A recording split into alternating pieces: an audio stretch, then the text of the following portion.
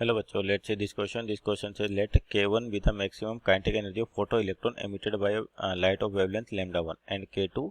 corresponding to lambda 2 if lambda 1 is 2 times of lambda 2 then। तो आपको देखो relation बताना है कि काइनेटिक एनर्जी का दोनों के रिलेशन में जो आपके पास दे रखा है।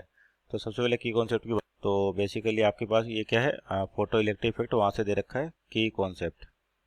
और की कॉन्सेप्ट में आपके पास कौन सी इक्वेशन आएगी, Einstein photoelectric equation, Einstein photoelectric equation,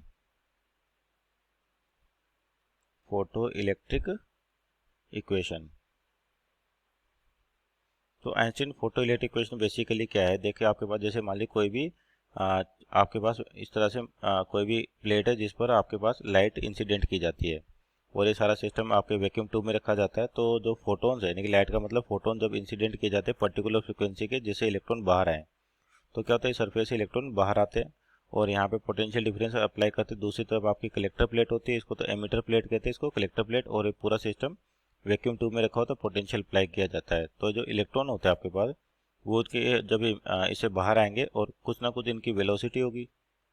तो आइंस्टीन इक्वेशन जो आपके पास फोटो इलेक्ट्रिक है ये क्या होती है बेसिकली, जो काइनेटिक एनर्जी किनकी, इन इलेक्ट्रॉन की, ये मैक्सिमम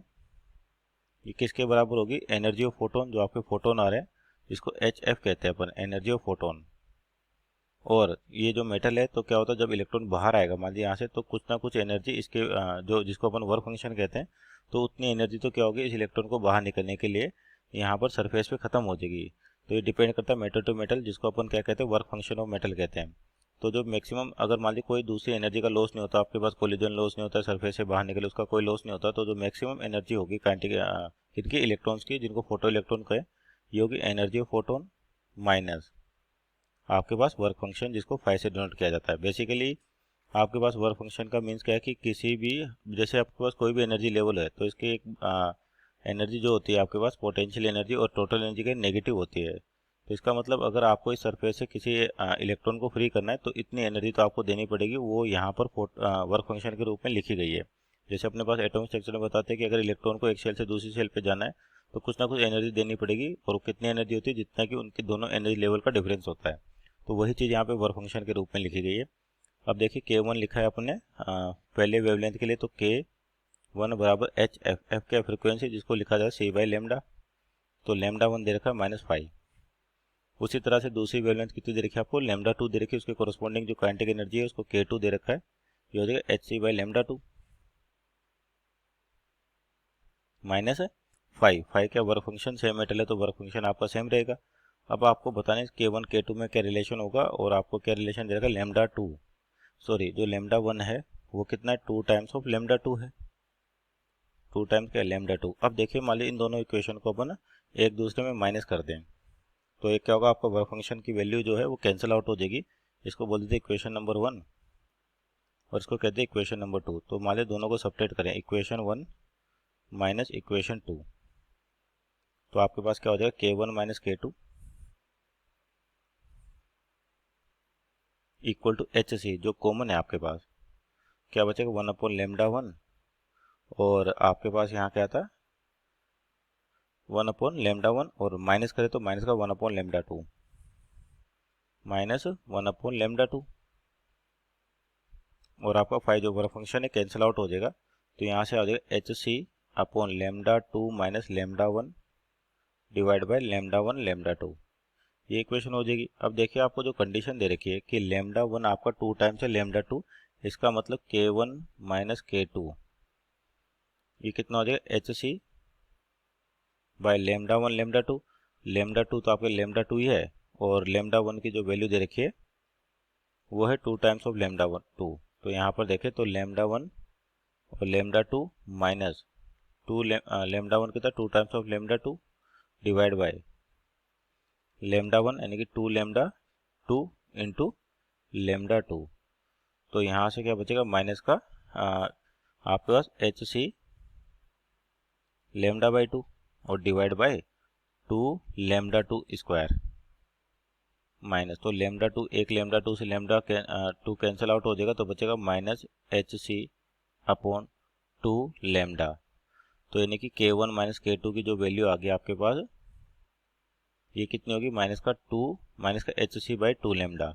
अब देखते हैं यहाँ पर आपके पास जो रिलेशन है किस फॉर्मेट में, एनर्जी के फॉर्मेट में आपका less than greater than equal to वाले फॉर्मेट। तो यहाँ पर इसको और फर्दर सोल्व करें तो जैसे माइनस है, अगर दोनों इक्वेशन को माइनस कर दे अपन तो ये हो जाएगा K2 minus K1, K2 minus K1, और ये क्या था आपका लेमडा 2 था, K2 minus K1 equal to HC/2 lambda 2। तो अब देखिए लेमडा 2 के लिए इक्वेशन देखें यहाँ पर, बेसिकली आपके पास HC/λ2, ये जो लेमडा 2 दे रखा है ये कितना हो, K2 प्लस 5 हो जाएगा, इस 5 की वैल्यू इधर लेके जाएं तो आपके पास क्या हो जाएगा यहाँ पर कि अपने को चाहिए HC/λ2, और साथ में आपके पास क्या है, यहाँ पे 2 है तो इस 2 को इधर लेके जाएं और फिर उसके बाद वैल्यू रखें तो आपके पास क्या हो जाएगा, HC/λ2 is equal to 2 times of K2 minus 2 times of K1। और यहाँ पर जो लेमडा 2 है आपके पास, नेक्स्ट स्लाइड में देख तो कितना हो जाएगा आपके पास, HC/λ2 किसके बराबर होगा आपके पास, जो आपका HC/λ2 है। तो यहाँ से देखिए इस इक्वेशन से तो K2 प्लस 5, K2 प्लस 5 हो जाएगा आपके पास, यानी कि K2 प्लस 5 इक्वल टू आपके पास कितना 2K2 minus 2 times of K1। तो ये कितना हो गया आपके पास, K2 इधर जाएगा तो ये हो जाएगा माइनस का, और इसको इधर लेके आए तो 2 times of K1, 2 times of K1 प्लस 5 इक्वल टू सिंपल क्या हो जाएगा K2। इसका मतलब क्या होगा, आपके पास जो K2 की वैल्यू है, जो K2 है वो ज़्यादा है किससे, K1 से। एक तो ये पता लग रहा है अपने पास, क्योंकि यहाँ पे देखिए वर्क फंक्शन पॉजिटिव और K1 के साथ ऐड है, मीन्स K2 ज़्यादा है आपका K1 से। और ऑप्शन देखें यहाँ पर तो ये दे रखा इक्वल टू, तो इक्वल टू तो आपका कैंसिल आउट हो गया, ये भी कैंसिल आउट हो गया, लेस देन 2 तो ये भी कैंसिल आउट हो गया, और यहाँ पे दिख रहा है option number D, that is K1 is 2 times greater than K2। और अपना क्या, आप K2 ज़्यादा है किससे, K1 से, तो यानी कि आपका K2 ज़्यादा है K1 से, तो यानी कि, और आपको रेशो 2 के टर्म में दे रखा है तो यहाँ पर मान लेते हैं इस इक्वेशन को, ये जो इक्वेशन है इसको 2 से डिवाइड कर दी बोथ साइड, तो आ जाएगा आपके पास K1 plus 5/2 plus 5/2 equal to कितना हो जाएगा, K2/2। तो इसका मतलब K2/2 की वैल्यू आपके पास दिख रहा होगा कि ये K1 से ज़्यादा है, क्योंकि इसमें कुछ फंक्शन ऐड हो रहा है, तो यानी कि ऑप्शन के अकॉर्डिंग आपका जो देखे K2/2 इज ग्रेटर देन के आपके पास K1। तो यहाँ पर ऑप्शन देखा, आपका जो ऑप्शन था वो option number C is our right answer. Hope you understood well, best of luck.